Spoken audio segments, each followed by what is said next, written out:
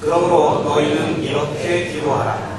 하늘에 계신 우리 아버지여, 이름이 거룩히 여김을 받으시오며 나라가 임하시오며 뜻이 하늘에서 이루어진 것 같이 땅에서도 이루어지리라. 오늘 우리에게 일용할 양식을 주시옵고 우리가 우리에게 죄 지은 자를 사하여 준 것 같이 우리 죄를 사하여 주시옵고 우리를 시험에 들게 하지 마시옵고 다만 악에서 구하시옵소서. 나라와 권세와 영광이 아버지께 영원히 이사옵나이다. 아멘. 네, 우리 한번 좌우 앞뒤로 한번 인사합시다. 사랑합니다. 축복합니다. 잘 보셨습니다. 성령 받으시기 바랍니다. 네, 정말 얼마나 소중한 분들입니까? 네, 정말 당장 물놀이 가고 싶은 그런 날씨인데 이렇게 주일날 주님의 조전 앞에 나와서 함께 예배 드린다는 것, 그것이 얼마나 소중하고 또 그렇게 예배 드리는 분들이 또 얼마나 소중합니까? 그런 한 분 한 분들을 서로 소중히 여기고 서로 사랑하는 아름다운 공동체가 되기를 주의 이름으로 축복합니다. 주기도문은 하나님 나라와 관련된 문제, 그리고 하나님에 관한 그런 문제를 먼저 다루고, 그리고 인간의 문제, 그리고 이 세상의 나라의 문제들에 대해서 세 가지 기도 제목을 가지고 기도하도록 그렇게 구조가 꾸려졌다라는 말씀을 드렸는데요. 그것은 단순히 아주 매우 개인적 차원에서의 문제를 넘어서서 정말 하나님의 나라가 이 땅에 임할 때에 어떤 경제가 또 어떤 문화, 종교, 사회가 그리고 또 어떤 정치가 이루어지는 공동체로 변화되어지는가에 대한 매우 총체적인 비전을 이야기하고 있다는 말씀을 드렸습니다. 우리에게도 기도를 가르쳐 주십시오. 이거는 개인적으로 내가 기도하는데 기도하는 방법을 좀 가르쳐 주세요. 이런 게 아니에요. 여러분 그 당시의 문화로 가보면 우리에게도 여러분 이 주기도문이 처음에 어떻게 예수님이 가르쳐 주시게 됐다고 했죠? 세례 요한의 제자들에게도 기도문이 있는데 우리들에게도 기도문을 좀 마련해 주십시오. 이런 요구 때문에 예수님이 가르쳐 주신 기도가 주기도문이라는 말씀을 드렸잖아요. 그러니까 그건 단순히 내가 개인적으로 어떻게 기도할까 이런 문제가 아니라 그 공동체의 정체성, 그 교회가 그 공동체가 추구하는 가치, 그게 뭐냐? 이걸 보여주는 거예요. 예를 들면 창립선언문 혹은 그 교회가 어떻게 운영이 되어질 것인지에 대해서 보여주는 어떤 정과와 같은 그런 의미를 담고 있는 게 그 당시에 기도문이었어요. 그래서 각 문파들이 전부 기도문을 가지고 있었단 말이죠. 그래서 그 기도문을 보면 이 공동체는 이런 가치를 추구하는구나, 이런 정체성을 가지고 있구나 라는 걸 알 수 있다는 거죠. 그러니까 세상 사람들이 주기도문을 딱 보면 교회는 이런 공동체구나 알 수 있는 그런 기도문이 바로 주기도문이라는 것입니다. 그러다 보니까 단순히 개인적인 적용의 차원을 넘어서 이 주기도문이 가지고 있는 큰 의미들을 지금 저희가 살펴보다 보니까 굉장히 좀 어렵기도 하고 좀 불편하기도 하고 굉장히 우리 마음속에 굉장히 긴장이 때로는 형성되기도 하는 그런 어떤 시간들인 것 같기도 합니다. 그러나 그것이 결코 나쁜 것이 아니라 오히려 그것을 가지고 질문을 던질 때 비로소 우리는 하나님의 해답이 무엇인지를 발견해가고 그 질문을 통해서 진짜 하나님의 나라를 옳게 만들어간다라는 말씀을 좀 지난주에도 드렸습니다. 그래서 좀 더 이렇게 좀 폭넓은 그 시각 속에서 도대체 우리가 가지고 있는 복음의 의미가 뭐냐, 또 우리들이 지금 하고 있는 사역과 이 교회의 정체성이 갖는 의미가 도대체 뭐냐, 이런 것들을 우리가 좀 폭넓게 이해를 해야만 세상 사람들하고 대화가 된다는 거죠. 세상의 언어하고 너무 다른 언어를 가지고 우리들의 세계에 빠져서 우리끼리만 좋다라고 하는 그런 어떤 일종의 편협함 같은 것들이 우리 가운데 있었기 때문에 지금 세상과 소통되지도 않고 세상이 도대체 무슨 말 하는지를 우리도 알아들을 수도 없고 우리는 잘하고 있는 것 같은데 왜 자꾸 욕하지? 계속 이래서 뭔가 계속 욕을 먹고 있는데 변화는 안 되고 계속 욕먹는 일만 발생을 하는 이런 일이 발생하고 있다는 거죠. 그래서 우리가 좀 더 폭넓은 입장에서 교회가 갖는 우리, 그리고 사회에 어떻게 어필을 우리가 해야 되고, 믿지 않는 자가 소망에 대해서 물으면 대답할 말을 준비해두라고 했는데, 도대체 묻는 말에 우리는 막 대답하고 있는 것 같은데 저들은 알아듣지도 못하고 우리는 동문서답하고 있는 것 같다. 이래서는 안 되겠다라고 하는 것입니다. 그런 의미에서 우리가 이 주기도문이나 이 여러 말씀을 좀 더 폭넓게 이해할 필요성이 좀 있다라고 하는 것을 좀 전제로 하셨으면 좋겠어요. 우리는 다원주의 시대에 살고 있죠. 우리가 좋아하든 싫어하든 엄연한 다원주의 시대에 살고 있습니다. 그런데 이 다원주의 문제를 접근할 때 우리가 구분을 좀 할 필요성이 있는데, 하나는 다원주의적 세상, 그러니까 다원주의적 시대를 우리가 산다는 것과 내가 다원주의적 사상을 갖는 것과는 별개의 문제라는 사실을 좀 기억할 필요성이 있어요. 다원주의적 시대를 산다는 것은 굉장히 세상이 성숙해져가는 거죠. 왜냐하면 다원주의적이지 않을 때 나와 다른 것은 이 배제해야 되고 척결해야 되고 내가 물리칠 적으로만 보이는데, 이 세상이 다원주의적 세상이 됐다는 것은 어느 정도 서로를 인정하면서 대화가 가능한 세상이 됐다는 것을 의미하는 것이거든요. 그러나 그것이 꼭 다원주의 사상을 통해서 그것이 가능해진다라고 주장하는 건 별개의 문제라는 거예요. 저는 다원주의 사상은 문제가 많다라고 생각을 합니다. 특히 교회 내에서도 종교 다원주의를 주장하는 그런 분들이 있는데, 그건 정말 기독교를 몰라도 너무 모르고 또 실제로 자신들이 주장하는 것의 효과가 뭔지에 대해서도 잘 이해하지 못하면서 이야기하고 있다, 이렇게 생각을 합니다. 현대 다원주의는 어설픈 관용주의로 인해서 모두를 상대주의에 빠지게 만들면서 사회를 통합하는 능력을 상실해버렸어요. 그래서 요즘은요, 예전에는 포스트 모더니즘 사상이 굉장히 유행을 했죠. 근데 요즘은 새로운 사상가들이, 그리고 새로운 철학자들이 이 포스트 모더니즘의 한계를 너무나 뼈저리게 느낀 거예요.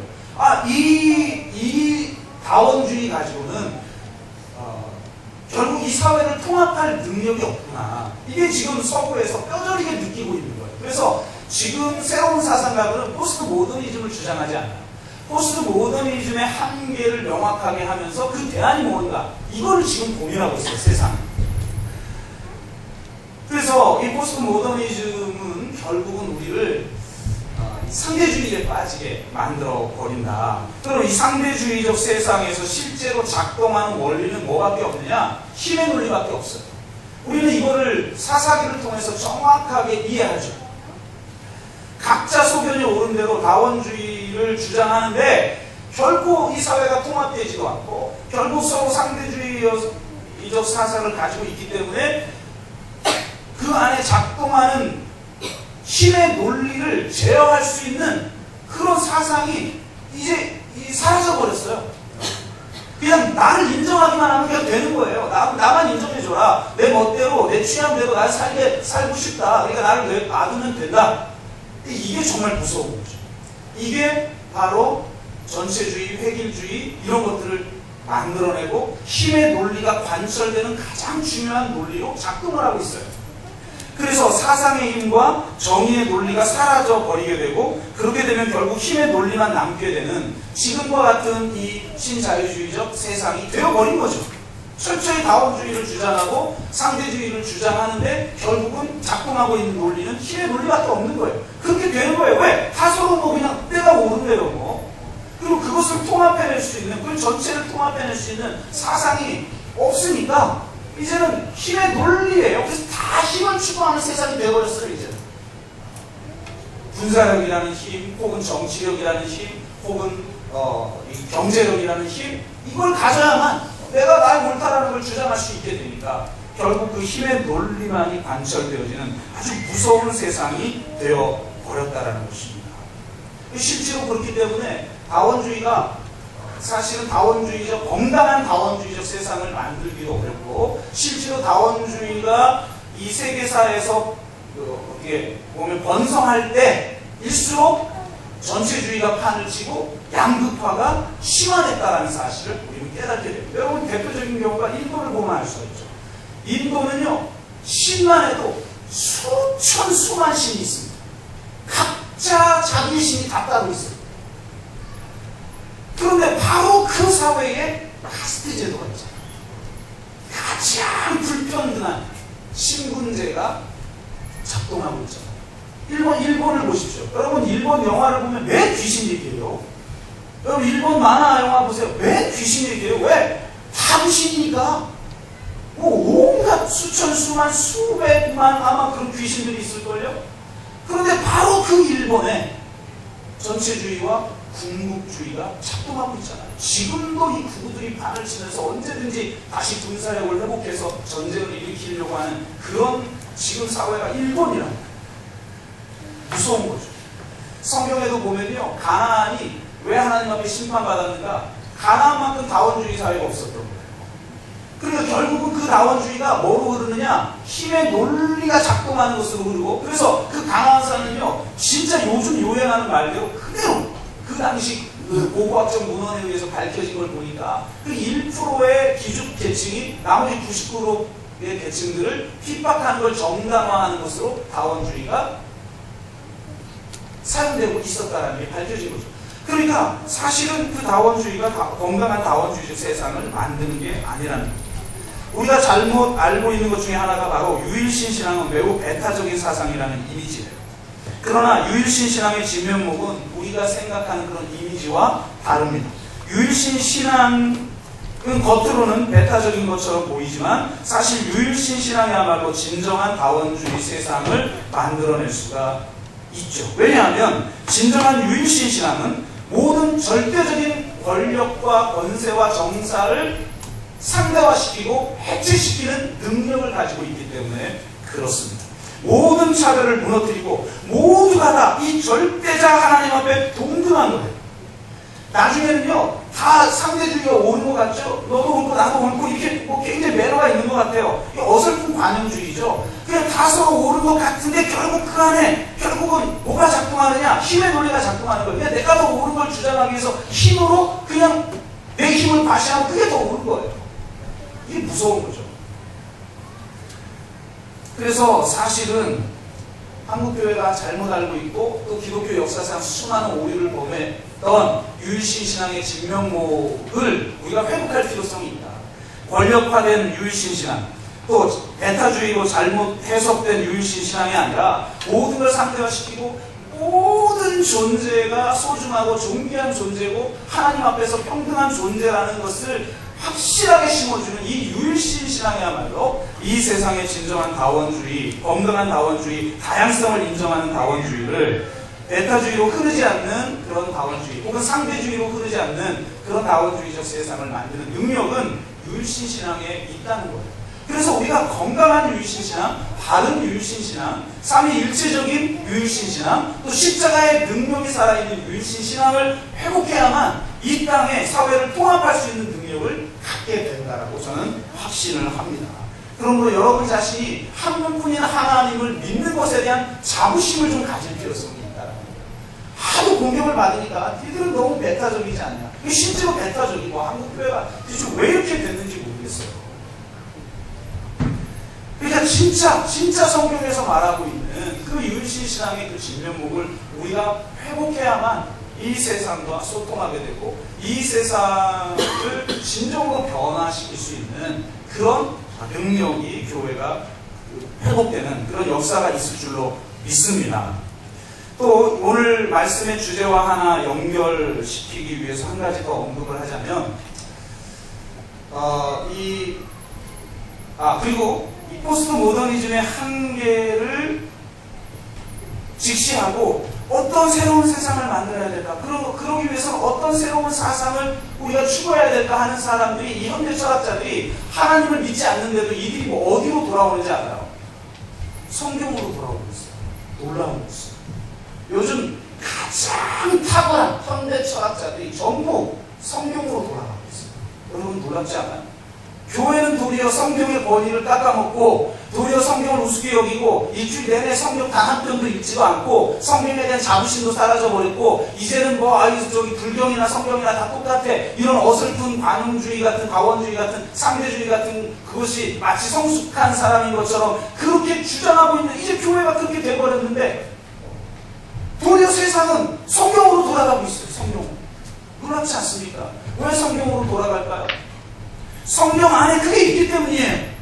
진정한 다원주의적 세상을 만드는, 그러면서도 사회를 하나로 통합해내는 능력이 성경에 있다는 거예요. 성경을 보니까 남자와 여자, 종과 자유자, 유대인과 이방인을 하나가 되게 만드는 능력이 그 성경의 말씀에 있다라는 거예요. 여러분, 지금은 너무나 당연하게 이걸 읽는데, 그때 당시 남자와 여자, 그때 당시 유대인과 이방인, 그때 당시 종과 자유자와의 이 관계를 여러분 어떻게 이해해야 되는지 아세요? 이건 그냥 단순히 난 저거 옳고 이게 이 정도가 아니에요. 진리의 문제가 아니라 미학적인 문제, 싫은 거예요. 혐오스러운 거예요. 여자가 혐오스럽고 남자 입장에서는 자유자들은 보면 종이 혐오스러운, 이건 존재가 아니에요. 이건 그냥 인간도 아니고, 또 이 유대인들에게 볼 때 이방인은 그런 주제예요. 요즘 문화로 비유를 하자면 이성애자들이 동성애를 바라보는 것 같은 느낌? 그런 혐오감 같은 그런 관계가 남자 여자와의 관계, 종과 자유자의 관계, 유대인과 이방인의 관계였다는 거예요.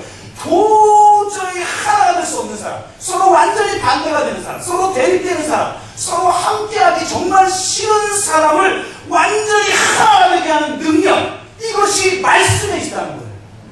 그러니까 현대 철학자들이 다원주의 사상을 가지고 왔더니 너도 없고 나도 없고 하면서 다 상대주의로 빠져서 이게 하나가 안 되는데, 사회가 통합이 안 되는 거예요. 그러면 이거 가지고는 안 되는데 뭘까? 성경으로 돌아오고 있다니까 놀라운 거는.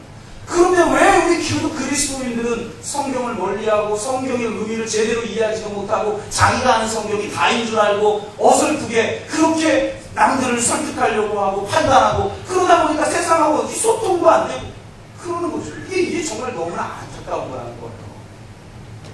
또 하나, 우리가 문제의식 중에 하나 뭐냐면, 요즘 사회학자들, 일반 사회학자들에게 굉장히 관심을 갖게 만드는 것 중에 하나가 뭐냐면 소그룹이에요.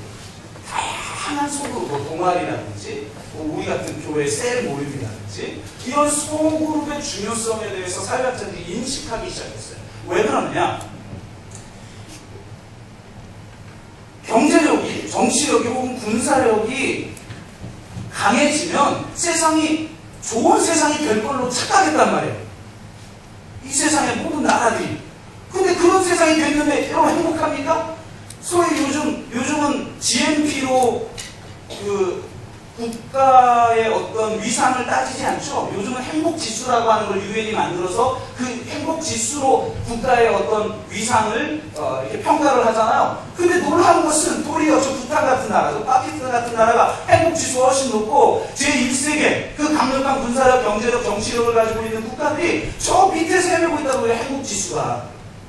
그래서 사람들이 연구하기 시작하면 도대체 왜 그러느냐? 왜 사회가 건강한 세상이 되지 못하고 왜 이렇게 사람들이 행복하지 못하냐? 이런 걸 연구하기 시작한 거예요. 그 중에 하나, 사회의 건강도는 경제력이나 무슨 정치력이나 무슨 군사력이나 이런 걸만 가지고 되는 게 아니구나. 중요한 것은 문화의 힘, 사회적 관계의 힘, 그게 그 사회의 건강성을 만들어내는구나. 이것을 밝혀내기 시작했단 말이에요. 이걸 요즘 유행하는 용어로 말하면 사회적 자본이라고 하는 용어예요.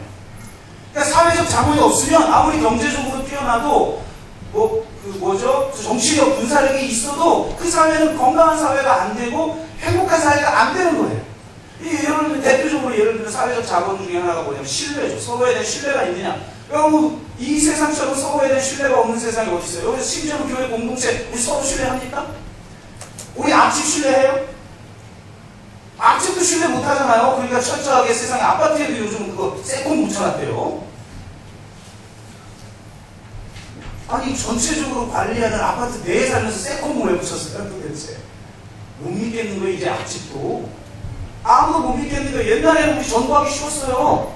들어가서 막 문 두드리면 되는데 지금은 들어가는 것 자체가 불가능해요. 요즘은 아파트 입구에서 막아버리고 그 다음에 각 동에 비밀번호 없이 문이 안 열려요. 왜? 부실사회니까. 사회적 자본 자체가 없어요. 사회적 자본 자체가. 그러니까 여러 사회적 자본이 있는데 이 사회적 자본을 형성시키는 힘이 뭐에 있냐? 이건 사회학자들이 다양하게 연구했는데 그 중에 하나가 소그룹이다. 그 사회가 소그룹이 다양한 소그룹이 발달해 있냐? 그러면 그 사회는 사회적 자본이 많아지고 소그룹이 발달하지 못하면 사회적 자본이 떨어지더라. 이걸 사회학자들이 요즘 발견하면서 이 소그룹의 힘에 대해서 이제 주장하기 시작해요. 여러분, 세상이 지금 이러고 있다는데, 세상이. 그런데 그 소그룹의 그럼 그들이 장점을 뭐로 여기느냐? 소그룹은 서로 다른 사람들이 화합하며 인격적 교제를 나누는 모임인데, 여기에서 친밀감을 경험하고 안식을 경험한다는 거예요, 사람들은. 소그룹은 또 이 장점이 뭐냐면 혈연적인 가족처럼 강한 결속이 아니라 느슨한 연대와 언제든지 들어오고 나아갈 수 있는 어떤 유연성을 가지고 있다는 거예요. 소그룹의 특징. 그렇죠. 여러분, 가족은 그렇게 안 되죠. 마음대로 내 가족 되고 또 마음대로 탈퇴하고 됩니까? 안 되죠. 그러니까 진입과 탈퇴가 굉장히 어려워요. 그래서 사실은 공동체를 추구하는 교회일수록 진입과 탈퇴가 굉장히 어려워요. 그래서 부흥을 잘 못해, 그런 거예요. 작은 교회가 거의 되고 말아요. 그리고 실제로 작은 교회를 추구하고, 왜? 공동체성은 작은 교회 아니면 이룰 수 없다. 이렇게 주장을 하니까. 그러니까 결국 진입과 탈퇴가 어려우니까 재생산도 어렵고 번식도 어렵고 확장도 굉장히 어렵다라는 거죠. 근데 이 소그룹은 굉장히 느슨한 연대를 말하고 있고 들어오고 나가는 거를 좀 이렇게 유연하게 받아들인다라는 거죠. 여러분, 동아리 하는데 뭐 내가 한번 들어가면 절대 한번 해병대는 영원한 해병대 이러면서 못 나가게 하고 조직의 쓴맛을 보여주고 이런 거 없죠? 소그룹은. 여러분, 우리 교회 셀 모임 나왔는데 나 셀 모임 오늘 안 나가길 원해요. 그럼 우리 조직의 쓴맛이 갑자기 이러지 않잖아요. 그러니까 굉장히 사람들이 쉽게 오면서도, 그런데 소그룹이기 때문에 어떤 친밀감, 그러면서도 자신의 아픔을 서로 나누면서 어떤 친밀감을 누릴 수 있는 굉장히 좋은 구조라는 거예요. 그런데 이것에 약점이 있다. 약점이 있다. 사회학자들이 말하는 거예요. 이 약점이 뭐냐? 보니까, 소그룹을 연구해 보니까 사회학자들이 다 지들끼리끼리 모인다. 비슷한 사람들끼리 모이고 자기 유익만을 누리면서 매우 이기적 집단이 되어버리더라. 참, 진짜 세상 사람들이 더 잘못되니까 신기한 거예요. 마음에 안 맞으면 쉽게 깨져버려요. 아니, 가족은 그렇게 안 되잖아요. 안 맞는다고 오늘 깨져버려요. 부모 자식 관계가? 부모 관계가 마음에 안 맞는다고 깨지면 여기 지금 다 홀 부모 다 그런 가족이겠죠. 근데 소그룹은 마음에 안 맞으면 쉽게 깨져버리고 자기 유익만을 얻을 때만 그 관계가 유지된다는 거예요. 그러니까 반대를 품을 능력을 상실하여 비슷한 사람들끼리 모이기 때문에 진정한 다원주의를 상실해버리는 모임이 되기 쉽다. 이런 이기적이고 끼리끼리인 문화로는 소위 말하는 사회적 자본, 그러니까 그들은 그렇게 말해요. 시민성과 공공성을 보여줄 수 없기 때문에 사회적 자본을 만들어낼 수 없다. 그래서 소그룹들이 많은데도 사회적 자본이 제대로 형성되지 않는다. 그러므로 사회적 자본이 형성될 수 있는 소그룹이 되게 해야 된다. 이걸 가지고 지금 사회학자들이 연구하고 있어요. 자, 근데 그들은 이렇게 이런저런 고민을 많이 해요. 그럼 우리는 어떻게 해야 돼요, 그럴 때? 아니, 그렇게 막 고민할 때 어떻게 해야 되냐고요. 그거 해결되는 여기 있다. 우리가 복음을 증거한다는 건요, 말로만 하는 거 아니에요. 이 세상에 대한 진정한 대안이 여기 있다. 하나님 나라는 말이 있는 것이 아니라 능력이 있는 것이죠. 그 모델을 보여줄 수 있는 능력을 우리가 사회에 보여줘야만 우리가 선포하는 복음의 능력이 있는 것이고 그들이 그것을 받아들이는 것인데, 지금은 교회가 그걸 보여주지도 않으면서 계속 복음을 선포하고 세상 막 정죄하고 막 무슨 죄인 취급하고 자기들이 더 죄인이고 자기들이 더 수준 떨어지면서 세상을 자꾸 훈계하려고 하고, 그러니까 세상 사람들이 이게 상대가 안 되는 거예요. 교회는 대화의 수준도 안 되는 인간들이 모여있다라고 지금 생각을 한단 말이에요, 이 세상이. 그럴 때 우리가 그들의 고민을 앞서서 진정한 대안이 우리에게 있다. 자, 이 소그룹의 장점과 장점을 그대로 살리면서 이 소그룹의 약점을 극복할 수 있는 공동체가 교회의 셀그룹이다. 교회의 공동체다. 이것을 우리가 보여줄 수 있어야 된다는 거죠. 우리가 10년 후 한국교회에 나아갈 방향을 제시하는 그런 교회가 된다라고 하는 것 중에 여러 가지 기준이 있는데, 그 기준 중에 하나가 뭐냐? 우리는 그런 공동체에 있는가? 반대되는 사람을 지금 수용하고 있는 거야. 나와 반대되는 입장을 가지고 있는 사람을 수용하고 있는가? 나는 도저히 함께할 수 없는 것처럼 보이는 사람과 함께하는 공동체입니다. 그것을 물어보아야 한다는 겁니다. 서로 반대되는 사람, 마음에 맞지 않는 사람, 의견이 다른 사람, 피해를 끼치는 사람을 품을 능력을 우리는 보여주고 있는가? 이런 능력이 없을 때 나타나는 현상이 가식적인 문화요, 끼리끼리의 문화요, 이기적인 문화요, 공격적인 문화죠. 반대를 품을 수 있는 힘이 없는 허약함이 상대를 공격하게 만듭니다. 그래서 저는 이 사회에 지금 굉장히 위험하다, 지금 이 사회가. 서로 너무 서로를 공격하는 문화가 팽배해 있어요. 저는 가끔 가다가 전 사회의 일배화가 되고 있는 것 같아요, 보니까. 여러분 일배 알아요, 일배?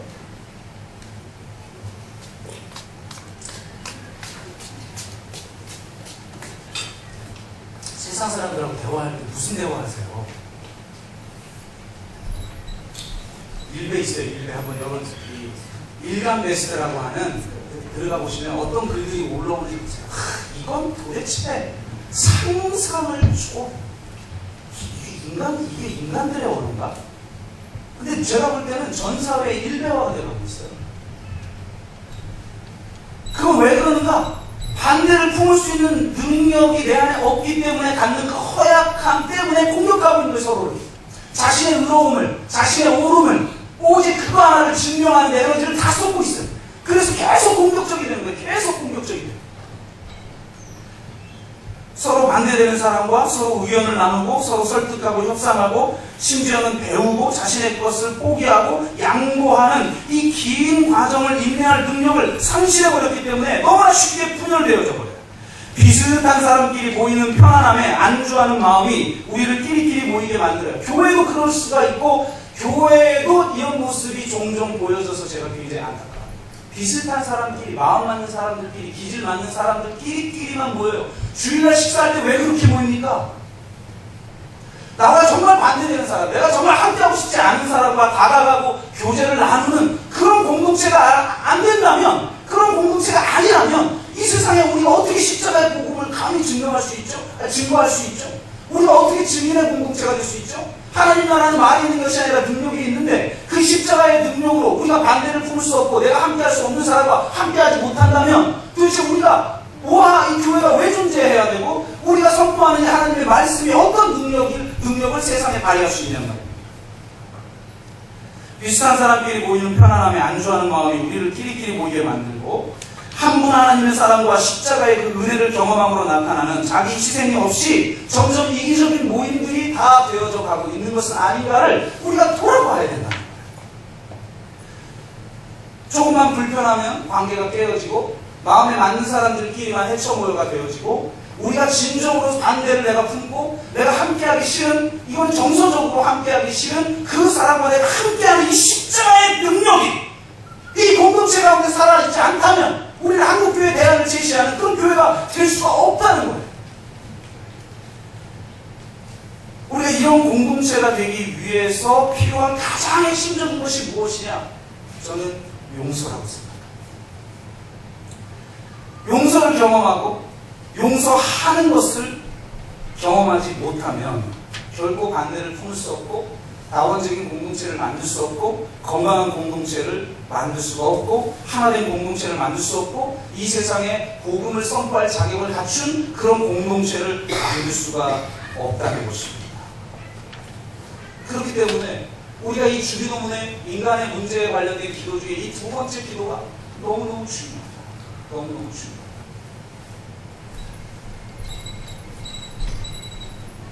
그러면 주님이 두 번째로 우리가 우리에게 죄 지은 자를 사하여 준 것 같이 우리 죄를 사하여 달라고 하는 이 기도의 의미가 도대체 무엇인가? 우리가 이것을 좀 깊이 있게 들여다볼 필요성이 있다라는 것이죠.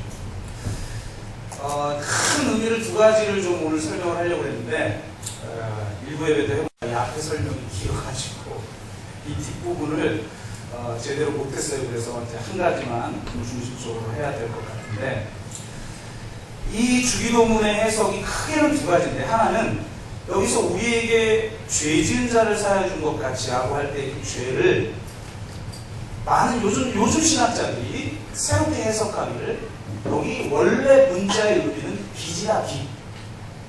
실제적인 빚이라는 거예요. 그러니까 아주 실제적인 채권 채무와의 관계 속에서 그 빚을 탕감해 주는 것이다. 이건 굉장히 여러분 저는 중요하다고 생각해요. 왜 그러냐면 우리가 죄 이러면요 너무 개인적이거나 너무 신비하거나 너무 고상하거나 고차원적이거나 너무 추상적인 의미로 다 이게 퇴색돼 버렸어요. 그래서 죄의 문제를 말할 때 매우 실제적이어야 되는데 그 실제적인 관계 속에서 죄의 문제를 말하는 게 어떤 의미가 있는지를 우리는 이제 알 수 없게 돼버렸어요. 그래서 이 주기도문에서 우리가 우리에게 빚진 자를 우리가 그 빚을 탕감해 준 것처럼 하나님도 나에게 빚을 탕감해 주옵소서라고 해석해야만 한다라고 하는 이 신학자들의 주장에 굉장히 우리가 귀를 기울여야 됩니다. 왜냐하면요 저는 지금 특히 이 사회가 소위 말하는 신용사회라고 하잖아요. 여러분 신용사회는 한마디로 말하면 모든 관계가 채권 채무자의 관계가 되는 사회거든요. 근데 이거에 대한 좀 분석을 좀 해드려야 되는데 보니까 시간상 이거는 안 될 것 같아요. 근데 어쨌든 채권 채무자 관계는 사랑의 관계가 아니죠. 인격적 관계가 아니죠. 여러분 누가 빚을 졌는데 여러분 요즘 빚 많죠? 허덕이 보이시죠? 내가 빚진 사람을 아주 인격적으로 사랑하며 교제하는 모습을 들어보세요. 혹은 내가 빚을 많이 줬는데 안 갚고 있는 그 인간하고 아주 사랑의 관계가 잘 이루어지는 모습을 들어보세요. 없어요. 그렇게 될 수가 없어요. 사랑의 관계는 그렇게 되지 않으니까. 채권 채무자의 관계는 매우 비인격적 관계예요. 그래서 진정한 사랑의 관계로 만들기 위해서 이 채권 채무자의 관계를 청산해라. 이게 이 주기도문의 굉장히 중요한 의미다. 이렇게 요즘 신학자들이 이야기를 하고 있는 것에 우리가 귀를 기울일 필요가 있다. 왜 그러냐? 죄의 문제를 너무 추상적이고 막 고차원적으로만 생각하다 보니까 구체적으로 우리가 실제적인 관계 속에서 내가 이 용서가 갖는 의미가 뭔가 이걸 이해할 수가 없다는 거예요. 제가 상담을 하면서 굉장히 많이 배워요. 사실은 우리 성도님들에게 그리고 또 가끔 저에게 찾아와서 상담을 요청하는 그런 분들에게 저는 도리어 굉장히 많이 배워요. 우리 교인은 아니었는데요. 저를 찾아와서 저는 전문가도 아니잖아요. 사실은 근데 내적 치유를 하는 사람이다라고 하는 이 소문 때문에 엉뚱하게 찾아오는 분들이 있어요. 근데 한번 찾아온 분이 저에게 이런 얘기를 하는데 제가 정말 많이 배웠어요. 진짜 많이 배웠는데 이분이 자신의 완전히 우울증과 공황장애에 사로잡혀서 이거 지금 뭐 정상적인 삶이 불가능한 정도의 분이에요. 지금 뭐 굉장한 사건이 또 그 가정에 터졌고 그래서 완전히 그 가족 전체가 이 가족 관계가 완전히 깨어질 지경에 있는 분이 오셨어요. 그래서 자신의 과거를 이야기하는데 제가 밝힐 수 있는 선만 밝힙니다. 그 뒤에 있는 것까지는 밝힐 수가 없어요. 개인적인 상담의 내용입니다. 이분 아버님이 집을 버리고 나간 거예요. 어렸을 때. 그래서 어머니 혼자 이 가정을 이제 그렇게 양육을 했는데 그 과정에서 발생한 많은 일들을 그분이 얘기하셨는데 이거는 좀 비밀스러운 이야기라 제가 말씀드릴 수 없고 그러면서 이분도 여자분이신데 이분도 굉장히 고생을 많이 했어요. 정말 고생 많이 하셨더라고요. 근데 그렇게 고생하고 헌신한 분이 진짜 아직 그 이를 악물고 노력을 해가지고 지금의 위치까지 올라온 거예요. 와 대단하시더라고요. 그러니까 이 타고난 의지력이 우리 교회 누구 같을까? 타고난 의지력 하면 떠오르는 분이 누구예요? 네, 그분 같은 분이에요. 그러니까 와 제가 대단하다. 저 정도의 일을 겪으면서도 지금 여기까지 왔다? 이건 보통 의지력이 아니면 안 된다. 이렇게 생각이 되는 분인데 이분이 이렇게 고생하고 상처받고 아파하고 그래서 몸까지 건강하지 않아서 엄청난 질병까지 가지고 있는데 이분이 이러는 동안 또 엄마까지 또 굉장히 고생하는 동안 그 아들은 이 장남은 그렇게 고생해가지고 유학을 시켜서 아무 고생하지 않고 유학 가서 열심히 공부해가지고 좋은 대학 가가지고 좋은 직장에 취직을 해서 아주 알콩달콩 잘 살아. 꼭 집안에 그런 인물 하나씩 있죠. 아주 잘 살아. 그러니까 굉장히 함께 명절날 모이면 아주 약올르게 만드는 그런 가정들이 있어요. 그러니까 이분은 나는 진짜 내가 이렇게 살기 위해서 그리고 나머지 가정은 다 힘들어요 실제. 그런데 나중에 그 어머니까지 돌아가셨는데 그 유산을 거의 다 이 장남이 또 다 가져가 버렸네. 유산 가지고 네 거냐 내 거냐 싸우면 완전히 가족 다 깨질까봐 양보를 하니까 그거 원래 늘 사랑받던 사람은 받는 게 정상적이라고 생각하시나 봐요.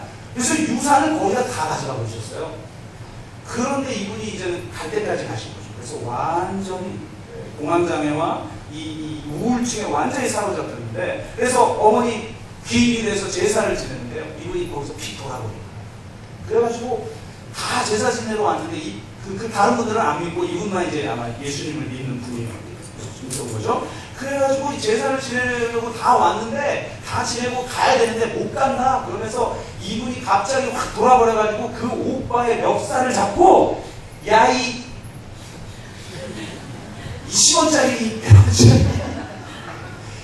이러면서 막 욕을 하면 멱살을 잡고 너 못 가 이 시끄러면서 막 난리가 나버려가지고 이 오빠는 가지도 못하고 이게 왜 그런지 이유도 모르고 막 그냥 붙잡고 멱살 잡히 이제 붙잡혀가지고 이러고 있다가 이제 사정을 다 들은 거예요. 이 오빠도 충격을 받은 거예요. 아니 진짜 집안이 그랬었단 말이야? 그것도 모르고 자기 혼자 잘 먹고 잘 살았던 거죠. 진짜 집안이 이랬단 말이야? 그리고 그 말을 들으니까 너무 이분도 충격적인 이야기를 들은 거예요. 한 번도 생각하지 못한 충격적 이야기를 듣고 나서 이분도 거의 막 헤매는 거예요. 그러면서 이해가 된 거죠. 지금 자기 멱살을 갖고 있는 이 동생이. 그러면서 미안하다. 막내 동생이에요. 여자 막내 동생. 미안하다. 용서해라. 그리고 이 멱살 좀 놔라. 이렇게 된 거예요. 그러니까 이분이 제가 완전히 확 돌아가지고 오셨으니까 심지어 막 저한테는 욕하고 막 상태가 심각한 상태인 거예요. 그래, 심각해서 저한테 욕하는 건 가면서 그 노래로 들리죠. 정상인데 저한테 욕할 때 열받지. 근데 보세요. 이분이 뭐라고 그러냐면 제가 배운 게 있어요. 이분이 뭐라고 그러냐면 목사님 말로만 사과하고 말로만 용서한다라고 하면 답니까? 그럼 내가 살아왔던 내 인생은 어떻게 되는 겁니까? 목사님 그건 다 필요 없습니다. 목사님 꼭 아셔야 됩니다. 목회를 제대로 하려면 저한테 당신이 목사를 똑바로 하려면 이거 똑바로 알아야 되는데 절대로 말로만 용서 말로만 사과 필요 없습니다. 중요한 건 돈입니다. 저는 성도들의 이 마인드 깨달았어요. 그렇구나. 목사님 돈입니다. 지가 혼자 잘 먹고 잘 살았고 우리는 고생했으면 이제 지가 가지고 있는 돈 내놔야죠. 말로만 용서하라고 말로만 사과하면 그건 답니까? 그건 아무 필요가 없는 겁니다. 돈입니다. 목사님. 제가 속으로 깊이 깨달았어요. 우리 성도들의 마인드도 깨달았고 이게 성경에서 말하는 거구나. 그래서 왜 주기도문을 빚으로 이해해야 돼요? 여러분 용서의 핵심적인 메시지에 두 가지가 있어요. 하나는 내가 배상해야 될 걸 배상한다. 이게 용서예요. 이런 측면을 해석하지 못하는 사람들이 자꾸 용서를 자기를 변론하고 아무 책임지도 않는 데 사용해. 성경의 용서를 잘 이해하지 못하는 사람. 배상할 걸 배상하는 것이고 내가 보상을 받아야 될 것을 탕감해 주는 것. 이 두 가지의 성격을 가지고 있어요. 그럼 진짜 용서한다면 뭐예요? 실제적인 대가를 지불해야죠. 그게 용서죠. 진짜 그분의 말이 이해가 돼. 중요한 건 실제 죽으라는 게 있어야지 말로 다 때우려고 한다 이 말이죠. 그래서 제가 그분 때문에 깊이 깨달았어요. 성경이 그걸 말하고 있어요. 여러분 이스라엘 백성들을 애굽에서 건져낼 때 하나님이 뭐라고 말하냐면 애굽에 있는 각종 금은 보화와 온갖 물질들을 너희들이 가지고 나오게 될 것이다. 이거를 요즘 또 저기 성령파들이 잘못 이해해가지고 왜곡된 변종 번영신학을 이야기해요. 봐라 이 애굽에 있는 물질을 하나님의 백성에게 주지 않느냐. 이 시대에 이제 이 세상 사람들의 물질을 하나님의 백성에게 쏟아붓는 시대가 왔다.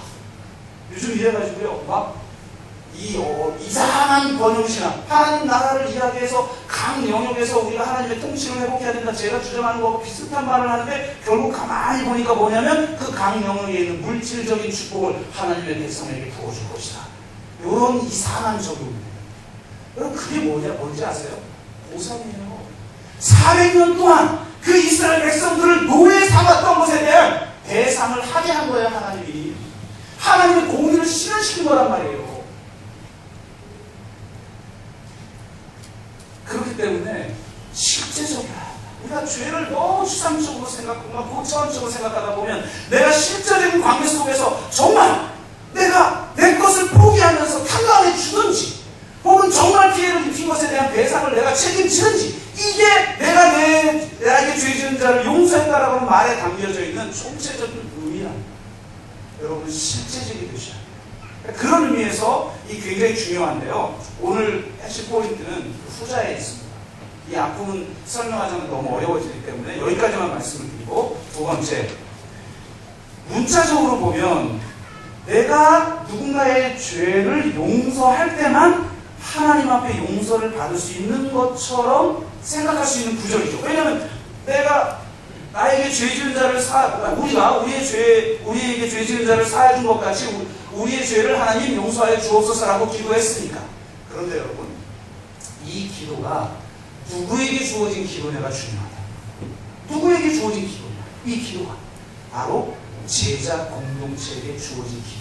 자, 그러면 이 제자의 핵심, 이 제자 공동체의 핵심 안에 뭐가 있냐? 우리가 이 세상, 지금 막 대안도 없이 갈피를 입고 있는 이 세상 앞에서 기독교가 진정한 대안이고 복음이 진정한 대안이고 이게 진리입니다를 보여줄 수 있는 실제적인 능력의 핵심에 뭐가 있냐? 바로 이 제자 공동체의 본질이 있어요. 여러분, 진정한 제자 공동체가 언제 제자 공동체가 이루어졌습니까?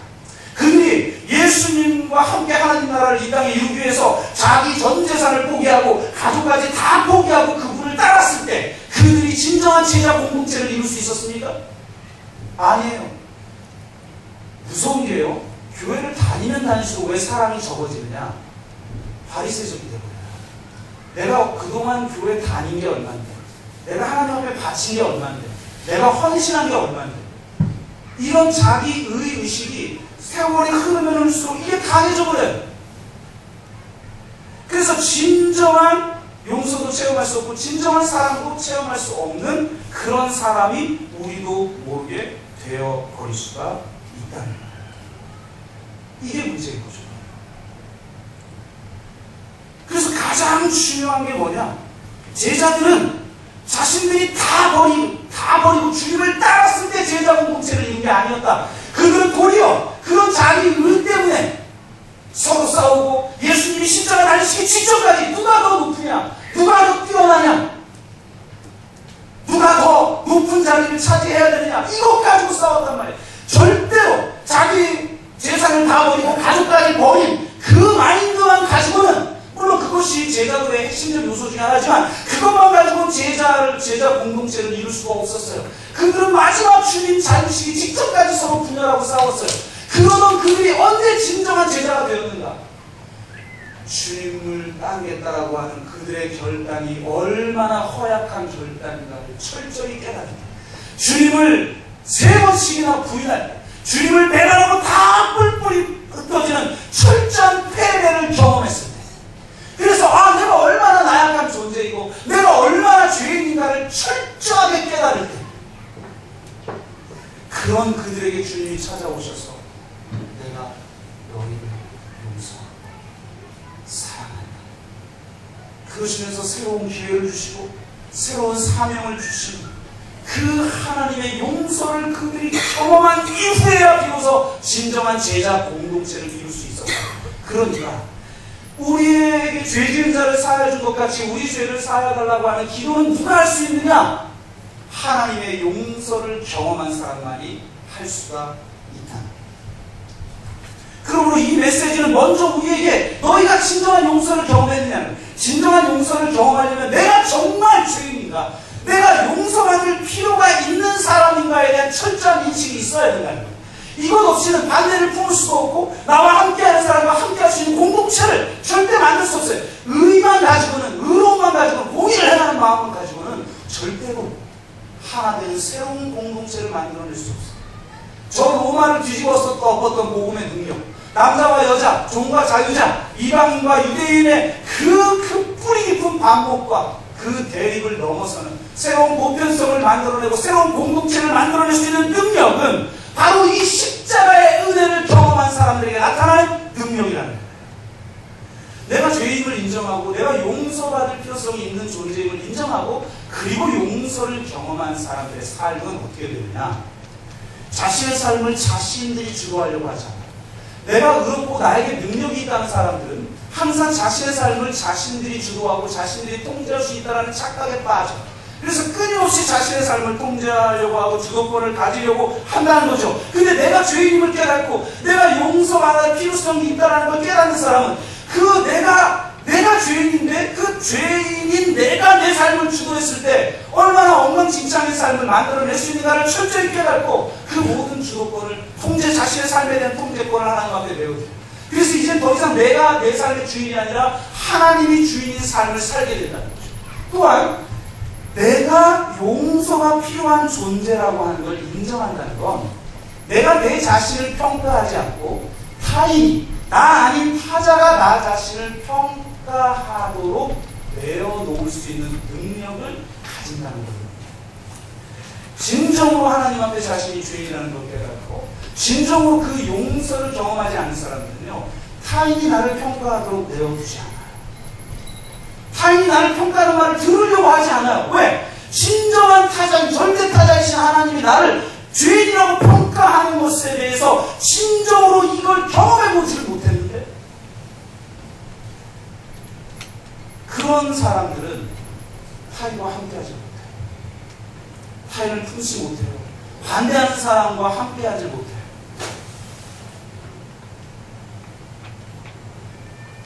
그러므로 여러분, 우리가 이 기도를 한다는 것의 의미가 무엇이냐?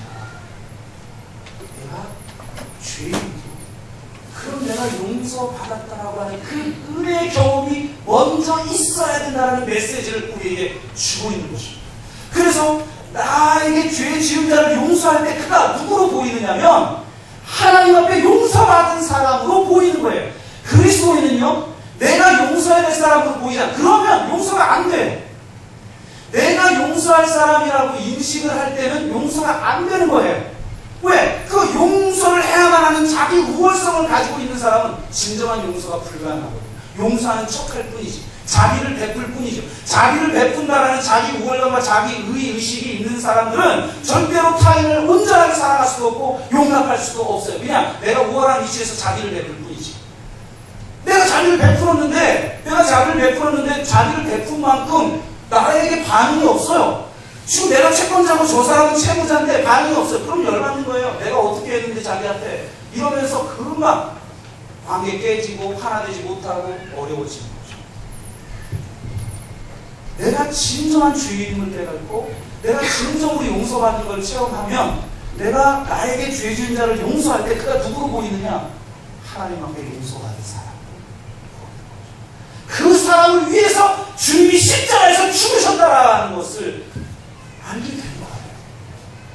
그럴 때 비로소 나에게 죄 지은 자를 용서할 수가 있는 것입니다.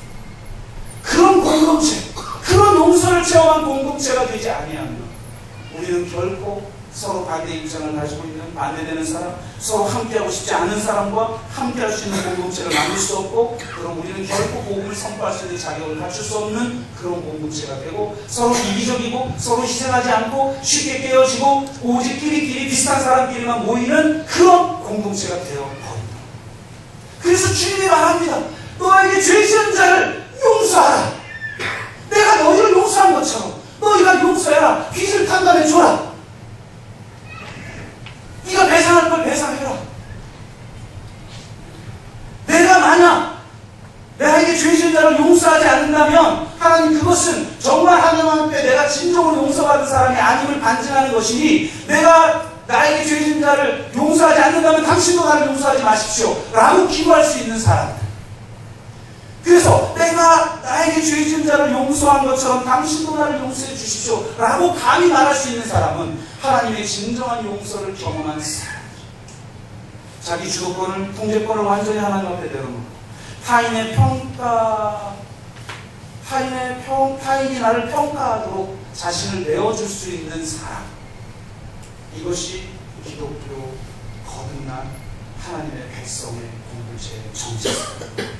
이런 정체성을 가질 때만 이 세상에 분열되어 있는 보수와 진보, 남자와 여자, 또 지방세, 또 갖가지 사회 계층과 계급, 이것으로 갈라진 이 땅을 회복할 수 있는 복음의 능력을 오직 예수 그리스도의 피 묻은 십자가의 복음에 있다는 걸 교회가 보여줘야 된다는 거예요.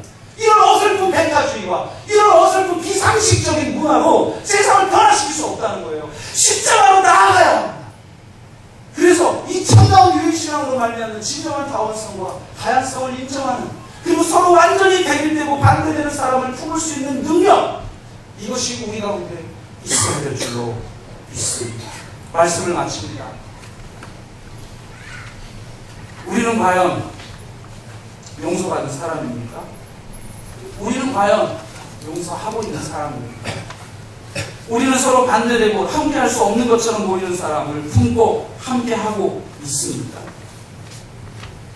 내가 용서하려고 하는 그 사람이 예수 그리스도의 십자가 때문에 용서를 받은 사람이라고 우리가 바라보고 있습니다. 그리고 더 궁극적으로 나오면 그 사람이라는 의미는 그가 거듭난 하나님의 백성이 되어 그가 그리스도의 생명이라는 정체성으로 바뀐 존재, 즉 그 존재를 예수 그리스도처럼 여기는 마음을 갖게 됩니다. 라비의 선물이라는 유명한 영화가 있죠. 여러분도 보신 분이 계실 거고 아시는 스토리일 수도 있겠습니다. 한 수도원이 전성기 시절을 지나 아주 기울어져 가고 있어요. 남는 사람이 4명밖에 없어요. 그 큰 수도원에 남은 수사가 4명밖에 없어요. 우리가 옛 영광을 어떻게 회복할 것인가, 이 수도원을 어떻게 다시 부흥시킬 것인가 고민하다가 그 마을 건너편에 있는 한 현자에게 찾아가기로 해서 찾아갔어요. 그래서 이 수도원을 부흥시킬 비법을 가르쳐 주십시오. 그랬더니 이 현자가 뭐라고 말하냐면, 나에게 그런 이걸 성장시키고 이걸 부흥시킬 그런 비법이라는 건 나에게 존재하지 않습니다. 잘못 찾아오셨습니다. 그렇게 돌려보내면서 하는 말이, 그런데 제가 한 가지 알 수 있는 것은 당신들 안에 메시아가 있습니다. 이렇게 이야기합니다. 그러니까 이 4명이 그 영화에서 보면 4명이 돌아가는 거죠. 돌아가서 고민하는 거예요. 비법 문제를 이제 떠나서 우리 안에 메시아가 있다고. 누가 메시아지 도대체? 그럼 내가 은연중 지금 메시아를 내가 맞이할 수밖에 없는 상황인 거잖아요. 그러니까 이전과는 완전히 다르게 서로를 대하기 시작합니다. 그가 실수하든 그게 자신의 약점을 보이든 시든 죄를 짓든 어쨌든 그의 모습을 보면서 저분이 메시아, 저 사람이 메시아인가? 그래서 이 나머지 3사람을 서로가 대할 때 메시아를 대하듯 그리스도를 대하듯 그렇게 대했다는 거예요. 그러자 행동이 달라지기 시작하고 공동체가 달라지기 시작하고 사랑의 기운이 온 세상에 알려지기 시작하고 그 안에 영광의 광채가 회복되기 시작하면서 수많은 사람들이 굳이 무슨 오라고 말을 하지 않아도, 굳이 무슨 신비한 진리를 선포하지 않아도 수많은 사람들이 그들의 영적 가마력에 의해서 다시 그 수도원이 회복되어지고 그 수도원이 놀랍게 변화되어졌다. 우리가 뭘 말하고 있느냐가 아니라 우리 공동체가 뭘 보여주고 있느냐, 과연 반대를 품고 있느냐, 서로 대립되는 것을 하나 되게 만들 수 있는 그 능력을 우리가 가지고 있느냐, 정말 함께할 수 없는, 하고 함께하고 싶지 않은 그런 사람들을 품으며 공동체를 하나 되게 만들고 있는 능력이 우리 가운데 있느냐, 이것이 주기도문을 하는 제자 공동체가 보여줘야 될 모습임을 믿습니다. 우리를 돌아봅시다. 저 자신을 돌아보니 한없이 제가 어떡하냐, 나는 과연 품고 있는가? 우리는 그런 모습으로 진정한 하나됨을 만들어가고 있는가? 그것을 돌아보면 우리가 그 문제를 가지고 십자가 앞에 와서 정말 하나님 내 힘으로는 안 되니 주님 당신의 그 십자가의 능력을 나에게 부어달라고 그 기도하는 공동체가 바로 교회 공동체. 이런 기도 제목을 가지고 기도의 자리에 나오지 않는다는 건 종교 집단이죠. 그저 내 마음 위로받고 그저 내가 그냥 어떤 그 교양적인 수준에서 내가 종교 생활해도 되는 정도의 교회가 아니라 정말 내 존재를 흔들어 놓고 하나님 당신의 그 십자가의 은혜를 경험하고도 내가 이렇게 주님 반대를 품지 못하고 내가 함께하고 싶지 않은 사람과 함께하는 그런 삶을 내가 살지 못한다면 하나님 당신을 다시 십자가에 못 박는 일 아닙니까? 주님 나에게 이 사랑의 능력을 부어 주옵소서라고 철저하게 기도의 자리로 나오는 그런 우리 교회가 되기를 주의 이름으로 축원하고 그런 공동체가 되기를 주의 이름으로 축원합니다. 우리 한번 같이 기도합시다.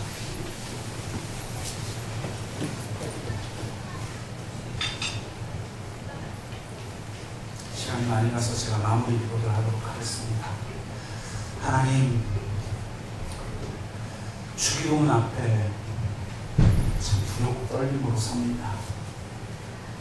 주기도문 앞에 또 반대로 그 깊은 은혜로 인해서 감사함으로 섭니다. 내가 저 십자가의 은혜 없이는 내가 하나님 앞에 바로 설 수도 없고 진정한 행복을 맛볼 수도 없고 진정한 거룩을 이룰 수도 없는 존재임을 인정하는 공동체가 되게 하여 주옵소서. 그래서 이 세상이 다 서로 공격하고 서로 대립되어 있습니다.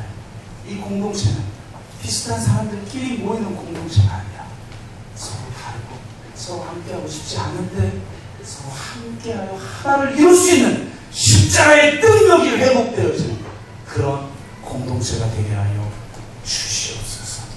그럴 힘이 나에게 없기에 주님께 간절하게 나와 부르짖어 기도하는 영혼들에게 성령으로 말미암아 하나님의 사랑을 부어 주셔서 이 교회가 그런 공동체가 되어지는 역사가 있게 하여 주시옵소서. 감사드리는 예수 그리스도의 이름으로 기도드립니다.